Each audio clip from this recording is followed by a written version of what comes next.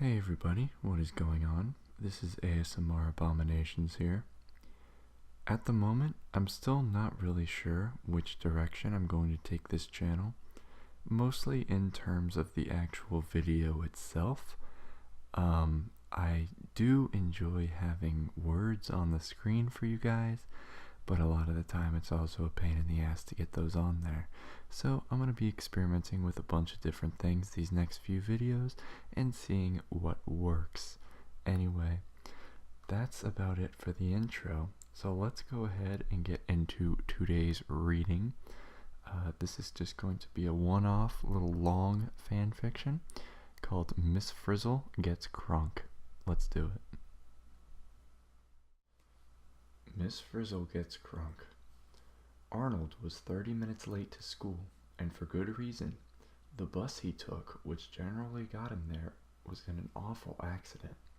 The bus driver was launched out of his seat after hitting a group of babies in the middle of the road, and all the students except Arnold, who was busy being pissed off in the corner with a trash can over his head, fell victim to the toxic gases released from the babies upon impact. He had hastily rolled out of the back, hoping to get hit by a car. He didn't get hit by a car, and thus had to walk the treacherous 3 yards to the school door. He took the trash can off. When he got inside, he was immediately taken aback by the pungent smell of fresh doobie. Miss Frizzle was blazing it in her room. All the other students were screaming in agony, as she had forgotten to let them out of the school building for the past 3 days, locking them in without food or water the entire time. It was a good thing Arnold was dismissed early last Friday. He opened the door, and the entire class weakly fell onto the floor and began to crawl to the nearest water fountain, groaning like a bunch of very irritated zombies. Arnold sighed and stared at the asses of the meek children sprawled across the floor. He rolled his eyes and walked into the room, the marijuana odor emanating from the northwest corner of it. Miss Frizzle was staring blankly at the ceiling. Sorry I'm so late to class, Miss Frizzle. The bus got in an accident. Miss Frizzle did not reply. Arnold looked down to the bottom of the Frizz's dress and saw a very familiar tail poking out of it, swishing back and forth.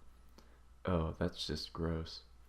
After about 50 more minutes of the curly-haired reject and his teacher having a bit of a staring contest, the students piled back in the classroom, looking healthier than ever. They had roasted the lunch ladies in the oven in the middle of the science wing. Nobody even noticed. They filed back into their regular seats and attentively looked at their mentor, silent. Arnold, if you don't get back to your seat in 3 seconds, I'm going to literally tear your eyes out of their sockets. Arnold, completely forgetting the sound of his teacher's voice over the past several days, turned around to find the source of the horrendously scratchy noise that vaguely resembled human speech. It was a full 23 seconds before he realized that it was probably Frizzle, and he ran to his seat. He was able to do it in more than 3 seconds because Frizzle was too buzzed to even move correctly. The tearing out of his eyes ended up just being her slowly moving her hand to the left. She grabbed her whiskey bottle and dangled it haphazardly from her fingertips. Now listen here, you little shits. Today we're going to learn how to get crunk.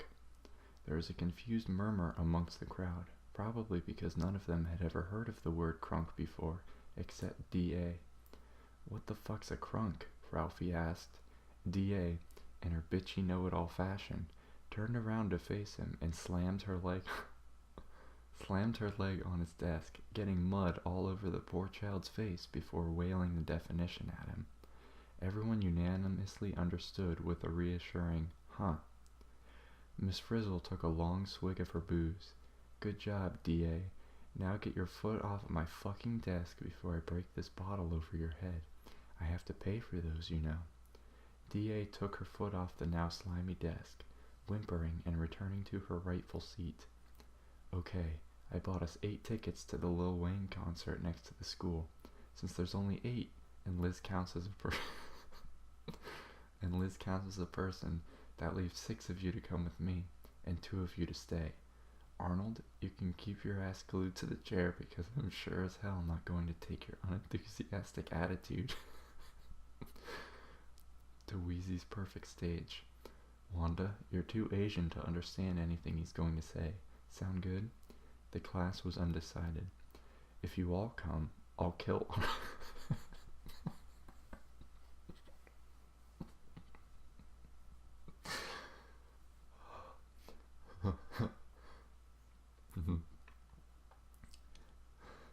If you all come, I'll kill Arnold when we get back.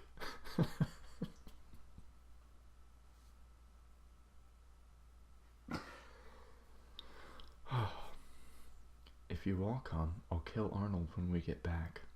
The bus was filled within 3 seconds. See you bitches later. Frizzle smashed the bottle on the front of the car, pieces flying everywhere. The bus ran over a good amount of pieces, and the 2 front tires completely popped. Miss Frizzle, in her drunken stupor, just kept on driving the bus, her foot pushed fully down on the gas pedal, and her other foot nonchalantly controlling the steering wheel. As the concert was literally only 1 block away, the class was there in only 2 hours, and they filed out the bus silently. Back at the school, Wanda and Arnold were watching the clock go by, counting the minutes until Arnold's final demise.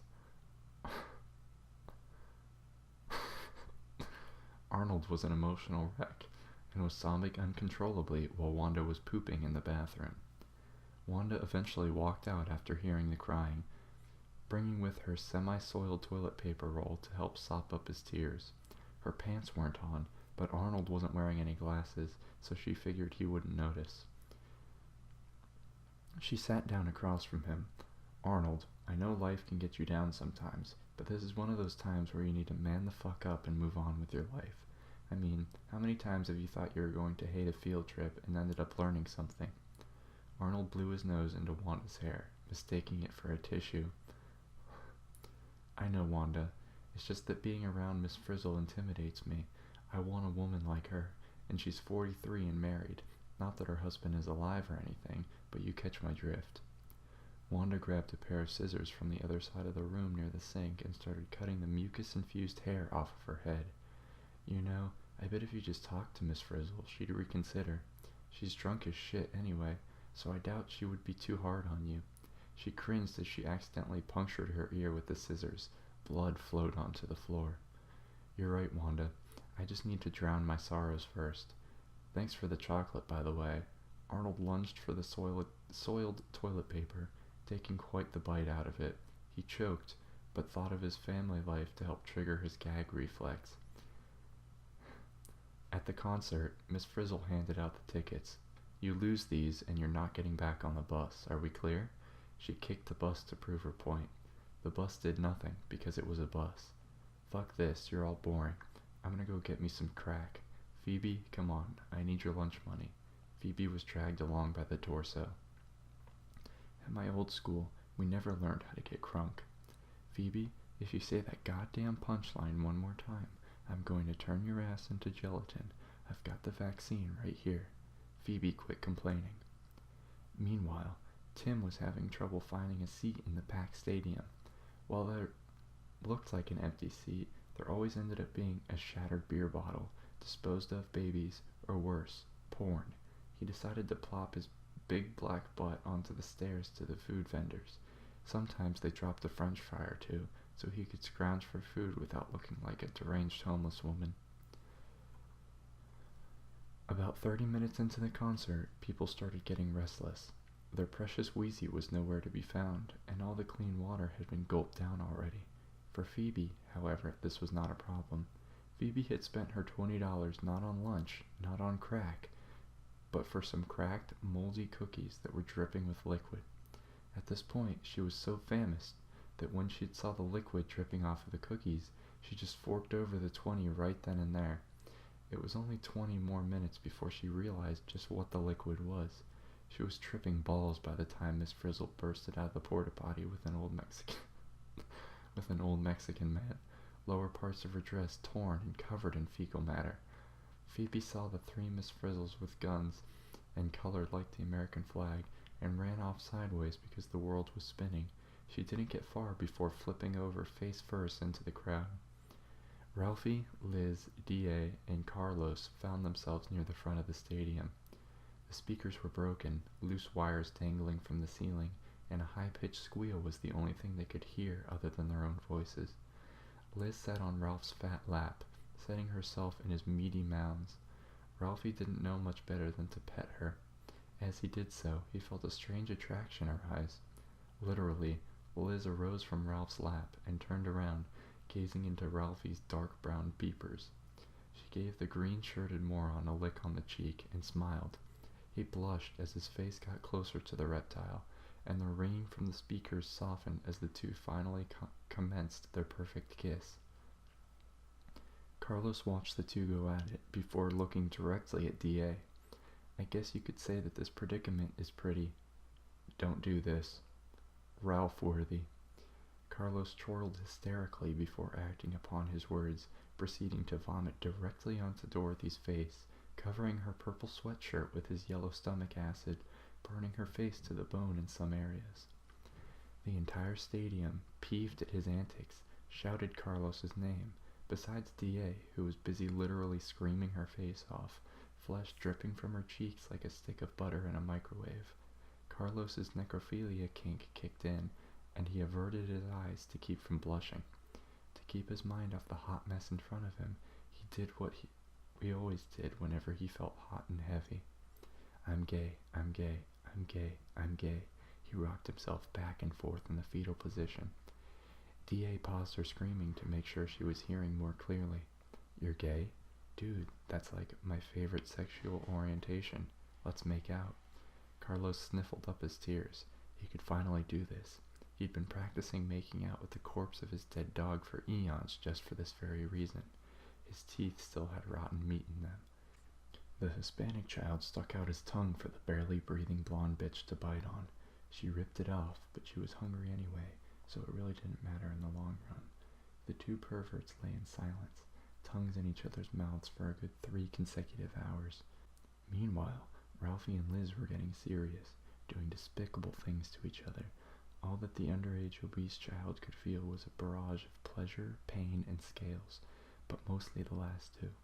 Having never experienced any sort of physical affection in his entire existence, including his birth, where his mother screams louder after giving birth than during, he passed it off as merely just the social norm for kinky interaction. He could have done without the claws in his nipples, though. He was pretty sure milk wasn't supposed to be red. Pretty sure. 4 hours passed, and there was still no sign of Lil Wayne. 90% of the audience had already filed out of the stadium, and the majority of the rest of them were too crunk to move. The atmosphere really needed some livening up. All of a sudden, the lights flashed off, and a small stage in the center of the stadium arose, a purple spotlight shimmering down on it. A single person stood atop the platform, not moving, not breathing. A single twitch of the butt cheek later, and the lights all flipped on, revealing an African-American girl twerking it like none of them had ever seen. She had obvious buttock implants, as her booty rammed the top of the stadium and the bottom of the stadium with each shake. The crowd cheered with the enthusiasm of 1,000 parents relieved that they didn't have to take their kids to Disney World. One particular lady, though, was a bit skeptical of all the excitement. "Holy shit, that's Keisha," Tim hollered. Indeed, the Nicki Minaj look-alike was, in fact, Keisha. Upon hearing her name, the kinky stripper brought her dancing to a halt. She slid the 20 feet down the pole and hung her head in shame. All she had ever wanted to do was get away from the madness. That was Miss Frizzle, and even then, she could not escape. The half-conscious lady stumbled down the stairs, hurling herself into the stadium. She spilled her 128-ounce jug of what probably wasn't fruit punch on herself, banged her foot off of Phoebe, who was now muttering something about astrophysics and the theological factors of entomology, and tore her dress off in the ring, feet away from Keisha. Keisha sighed and let her hair down. "Damn it, Miss Frizzle, I tried to run away from you because your class always bored me. I thought if I learned to get crunk, maybe I would finally be happy." Miss Frizzle smiled sadly, petting the side of the black girl's face. She was proud of her little prodigy, and she took a minute before deciding how to respond to the flattering jewel of passion smiling innocently in front of her. Bitch, if you don't get in the fucking bus by the count of 3, I'm gonna jam my fist so far up your ass, you're gonna start shitting food you haven't even eaten yet. Keisha groaned. See, this is why, but she never finished her sentence because Liz smacked her to the ground and tied her mouth shut with medical tape.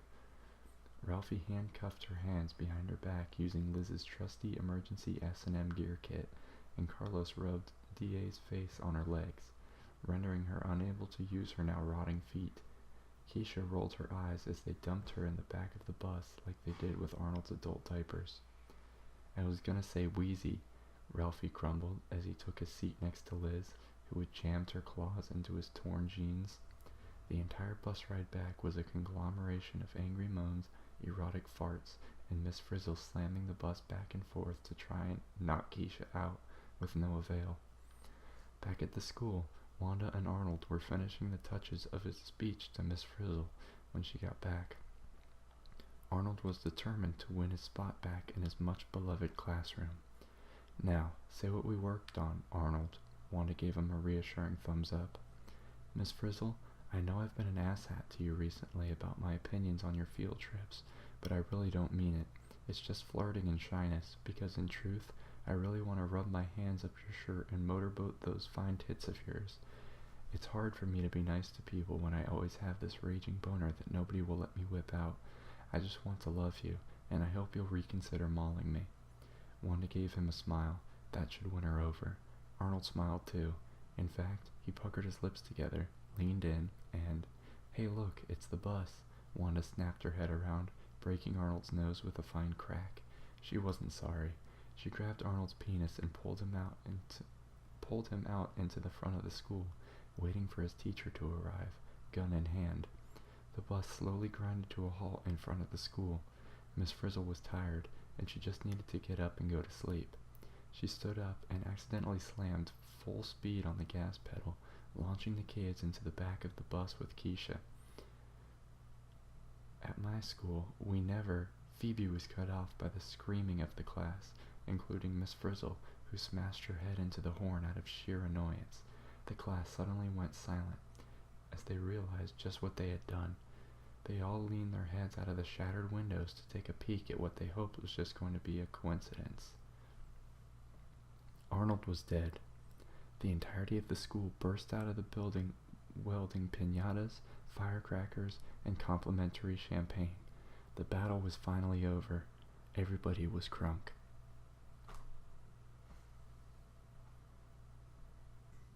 I hope you guys enjoyed that video. If you did, please leave a like down below.